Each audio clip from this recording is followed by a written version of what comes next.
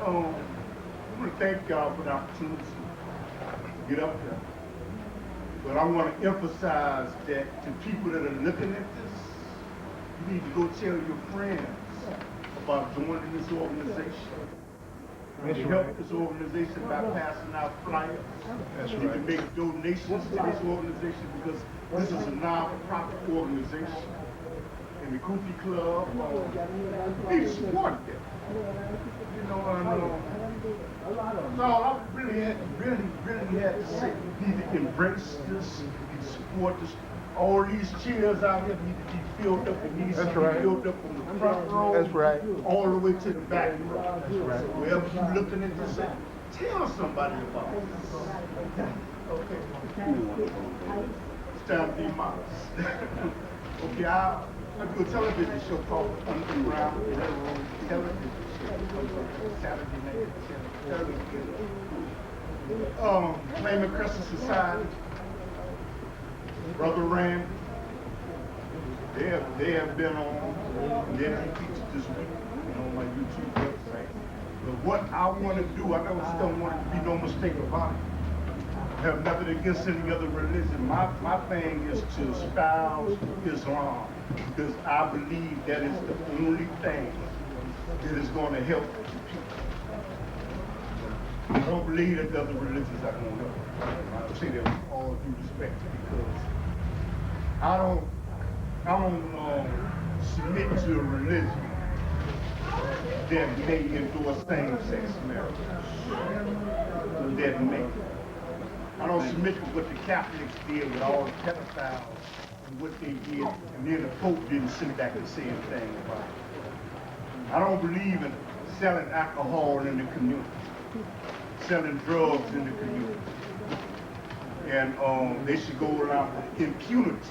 It shouldn't be dealt with. And in my mind, the government is the one that brings the drugs into the African American community to destroy the African American community. But my mission, make no mistake about it, is to spread Islam. You know what? That is what Prophet Muhammad sallallahu alaihi wasallam. That is what he wanted me to do. That is my theology. That's part of my theology. And I hope that I have come across on that path, no matter who I've had on the show, to exemplify that Islam is the best religion, and it offers the hope, and it exemplifies the best principles. Wow. Thank you.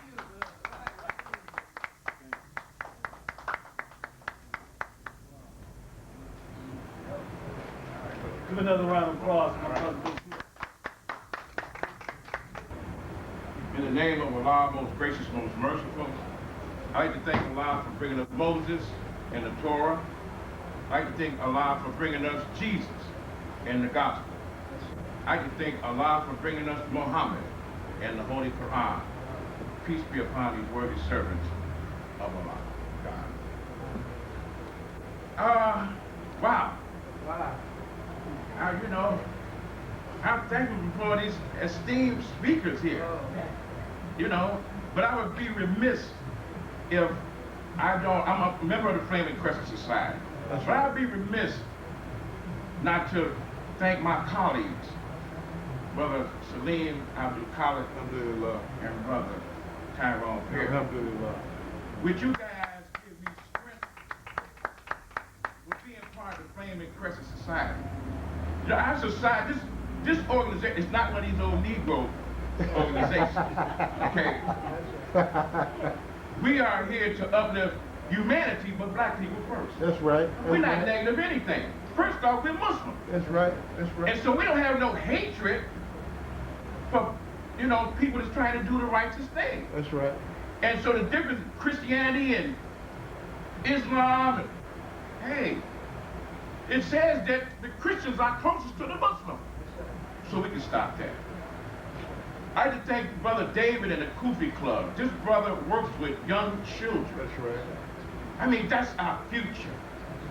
He works with them on a daily basis. Here, so I'd like to thank him for letting us use his facility. That's right. I'd like to thank Jewel over there. Now listen to that name. Look at that attribute. Jewel. Let's give Jules a hand. I call her my my stylist because she designs my kufis for me. And that's what we do to support each other. That's right. That's what we're supposed to do. Now, Salim was going to bring up, he's going to be a very compelling subject matter that's happening here. But I want to get down to the basic of this here. Jesus said, as a man thinketh, so is he. That's right. So if you call yourself a beast, I don't know if y'all have grandchildren and children, they use that name constantly. I'm a beast. He's a beast. Now that's a hell of an attribute, because you act as that. So when you wear that as a mantle, and white people catch up on that too, say, yeah, you are a beast. And what beasts do? Destroy each other. That's right. And then like they use that moniker, black on black crime. Who uses the most violence in the history of the United States? The white man. It's white people. Not just the United States. I mean, if you just deal with our country. In fact, in the 1800s, you know, there were white women that want to use alternative medicine.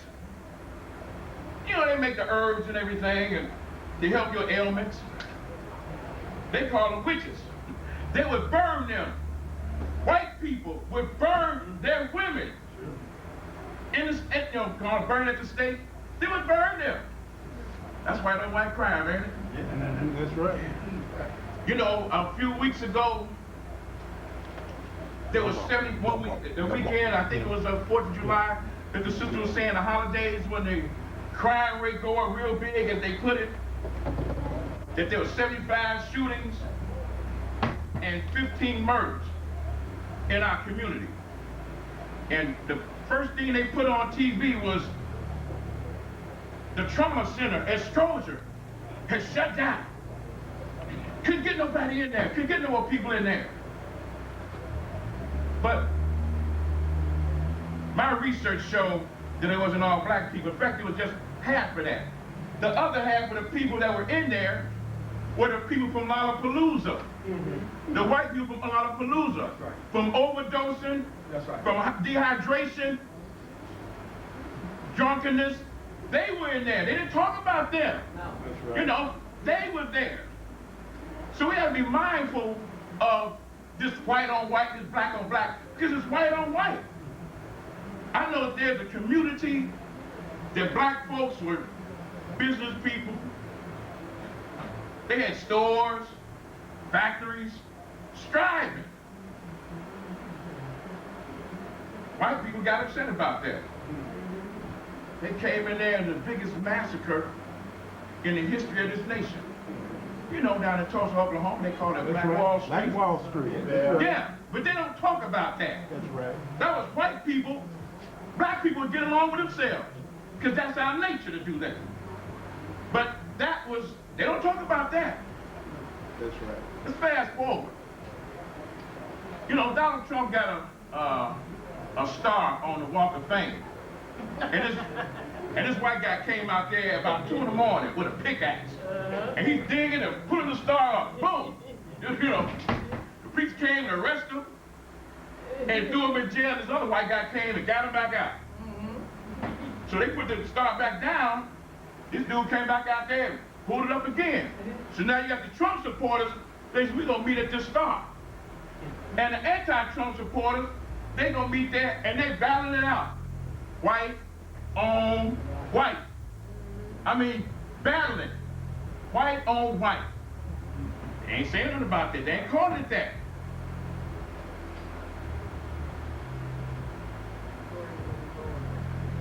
Is that a plan? Sure it is. Sure it is. What about Columbine? Oh, yeah. Now Ray Ray and them out here, they shoot these pistols. Yeah. I'm going to get to them too, and shortly. I'm going to get to Ray Ray and them, because they can have a mask on or whatever you got. But the worst one, you know what a puppeteer, you know what a puppet master does? He controls a puppet. So I don't need to go out there and do that. I can get you or you or you. Y'all do my dirty work. So, you know, Ray Ray, you gotta go.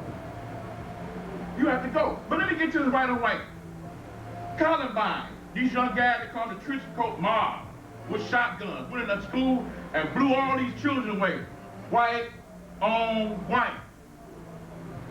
The Sandy Hook, that kid in grade school, he went in there, wiped them out. Look at this white guy in Las Vegas. This dude came in the hotel room with hundreds of pounds of ammunition. Now, if I had a bag walking in that hotel, they're gonna say what's going on there. Where this nigga going? This guy had tons of ammunition, brought it up there, and shot 500 people. 500. Killed 50. They're not talking about that. We have to be mindful of that. Now we're going to talk about our people. Now, I deal with the youth. I know about the gang members and everything else. Yeah, y'all need to stop that shit. Sorry. Y'all really do. You know, my thing is this. If you kill innocent black people, you need to die. That's right. Oh, what you say? Oh, big, come on, man. Did you just pronounce God's name? If you kill innocent black people, you need to die. There's a little 2-year-old girl last week with a bullet in her skull. And that little baby fought her heart for 3 days and died. Whoever did that needs to die. Not by the hands of the police because they're not doing anything. 85% of the shootings and murders, they're gone away. Guess what? It's a business deal too. Because don't you know that they're funeral homes and penitentiaries on the stock market? I called Charles Schwab, brokerage company. I wanted to find out how they do it. They told me it's not open to the public penitentiaries.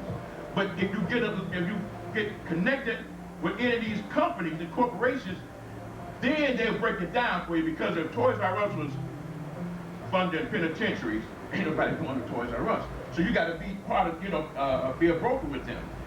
You know, so that's big business, man. So no, if you come in our community and kill any of our people, you need to die. Now, I don't know. Kill them. Now they're gonna kill them. Kill them honkies and them niggas dead. That's what I say. Kill their ass. Because you got the elderly who is locked up in their houses because they can't come on the porch and have sunshine. You got these babies that's coming from school. They can't go outside because they'll get murdered. That's right. Where the being at? There was a guy that got shot in the head, a young fella got shot in the head in the Gresham neighborhood about a couple of weeks ago. And they asked the cameraman came with this one black woman, and of course she said the same thing. Oh, let's put the guns down. That ain't gonna happen. And then asked this other lady that say, well, what do you think about this? She said, it's a shame, we need to stop the violence. And they asked this grown man, and he looked at, he said, I'm scared. What the hell is that? I'm scared. Sister, please leave these grown boys alone, because they're going to hide behind your skirt tail. Men, take care of your community. Yes, I said again, you need to die. Oh, well, that's going to make some of the Christians mad at me. Oh, that's going to make some of the Muslims mad at me. Let me see. Matthew. It says an eye for an eye. It says an eye for an eye, Christian. Oh, Muslims. Allah says in the Quran, fight with those who fight with you. Come on. And there's other meaning in the Quran. It says, there is life for you in retaliation. There you go. There you go. Come on with it. So, men, it's patrol your block. That's all. Brothers, let me say this. We sit there and patrol our block 5 or 6, ingratiate yourself with the other husbands. Want everybody here, I don't care if you don't even have to be a Muslim, because we have the Flaming Crescent Society, which is for those that want to convert and work to uplift Islam. But we also, just like the brother mentioned earlier, we have the Black Community Task Force. This years ago, I had an organization called the Muslim Task Force, which was the wing of the Flaming Crescent Society. And a sister that was interested in helping out, she came and she said, Brother Salim, you call it the Muslim task force, but there are many people that want to support what you're doing, but they're not Muslims and they're not interested in converting to Islam. So I thought about it. I said, you know what, sister, you're right. Because I got more support from many of the non-Muslims than I did some of the Muslims. You know what I'm talking about, Brother Cliff? And so I decided to change the name. I legally sit back in my, not 501c, the charter papers, and I changed the name to the Flaming Crescent Society / Black Community Task Force. So I am inviting you, even if you're not a Muslim, to participate. You know, we need help in doing that, and I would like to nominate Brother Randy, you know, as being the head of the Black Community Task Force, because both me and Brother Tyrone and Brother Ben, you know, we're working along with, you know, helping doing the dissemination of the Islamic effort, you know, to, you know, make people more conscious.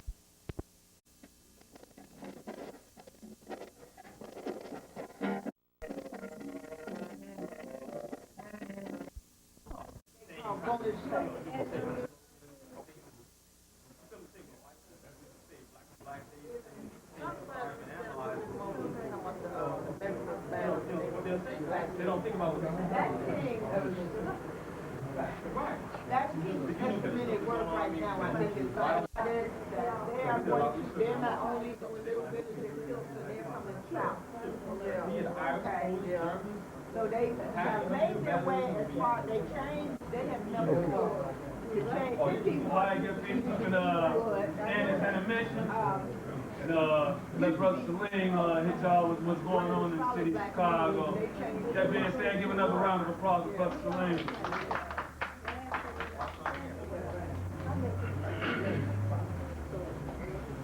Okay. Okay, brothers and sisters. I thank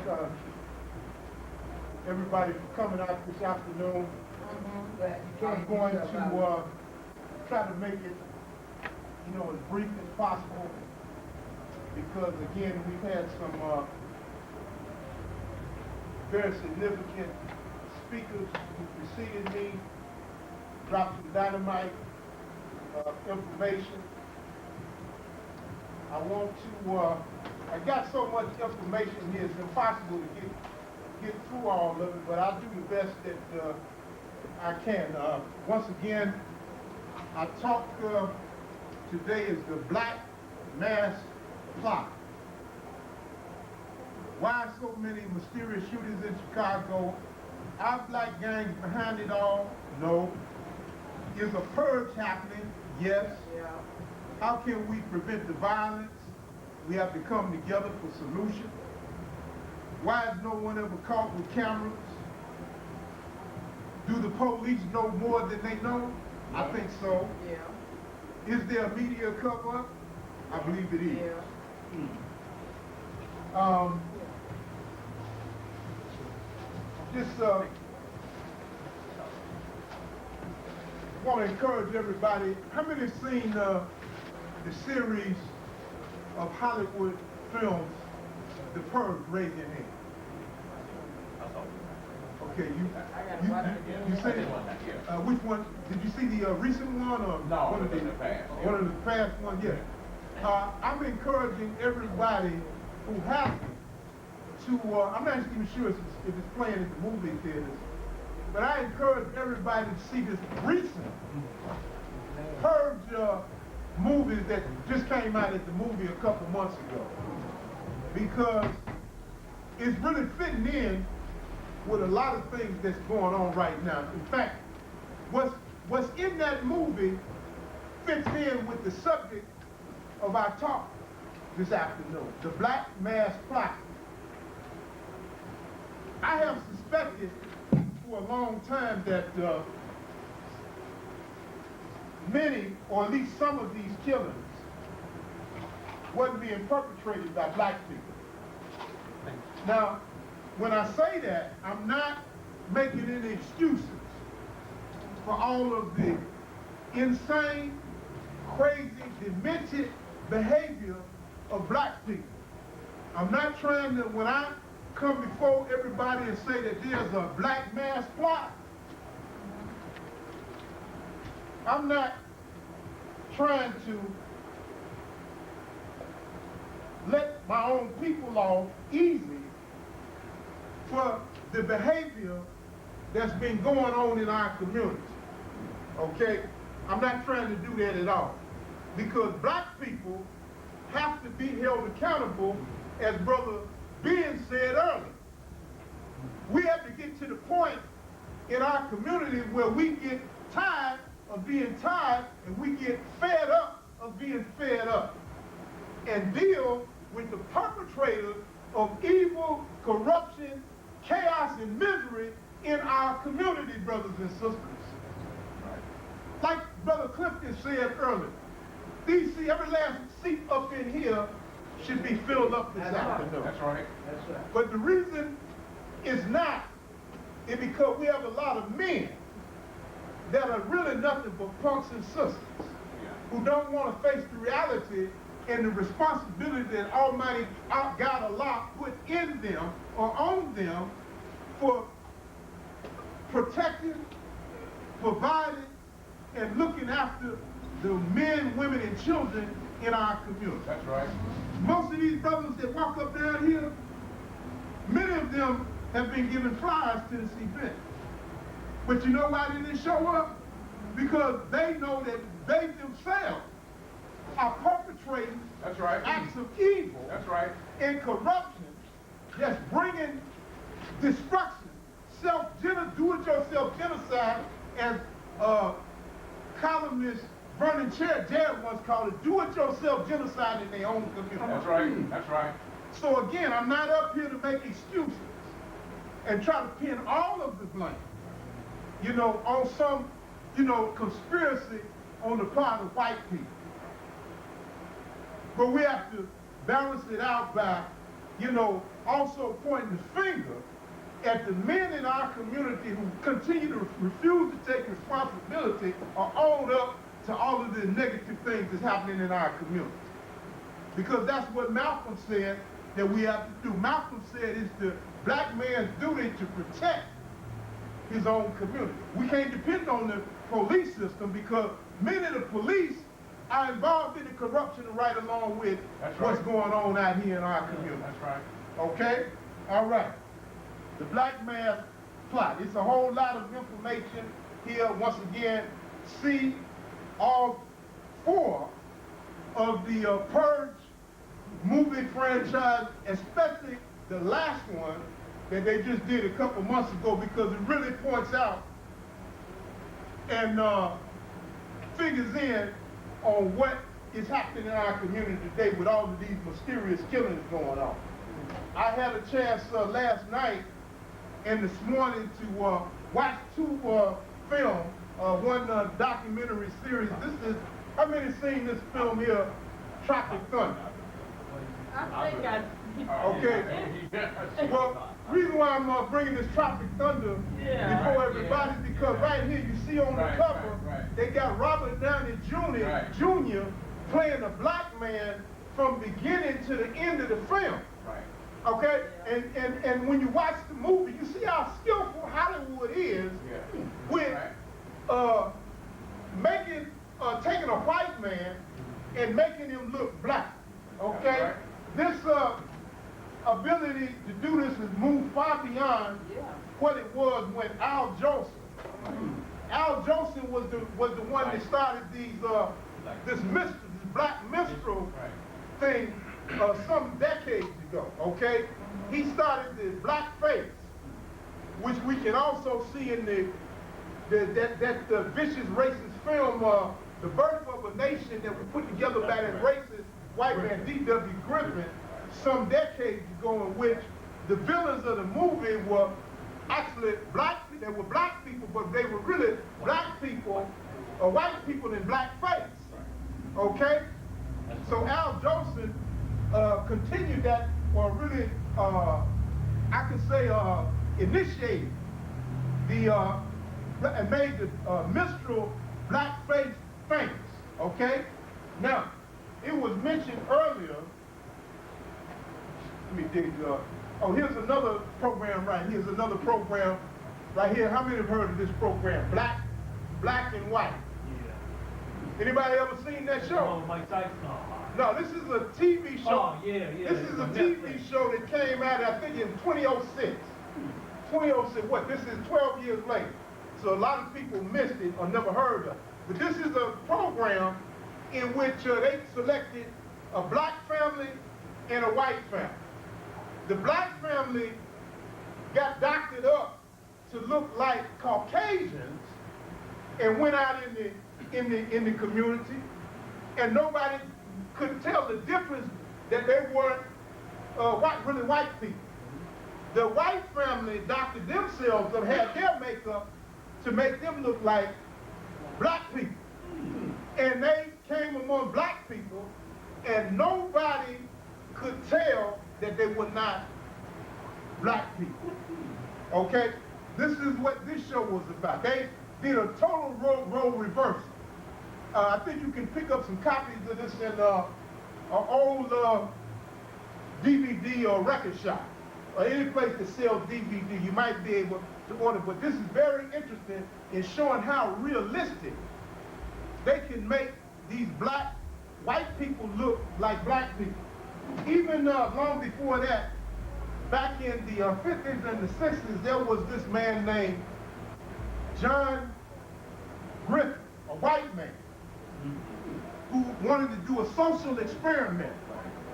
And in fact, they made a movie about it. There's a book that he wrote, and there's even a movie that came out in the 60s entitled Black Like Me, in which a white man took chemicals and he went under a sun lamp along with the chemicals that he put in his system that transformed him to look like a black man. He traveled throughout the South to find out if what black people were complaining about back in the 60s and during the civil rights movement was really real. And he did a report on it to the government. What his findings were, that indeed black people were victims of racism, white supremacy, because him being black, turning himself black, he finally experienced exactly what, this was a government experiment, okay?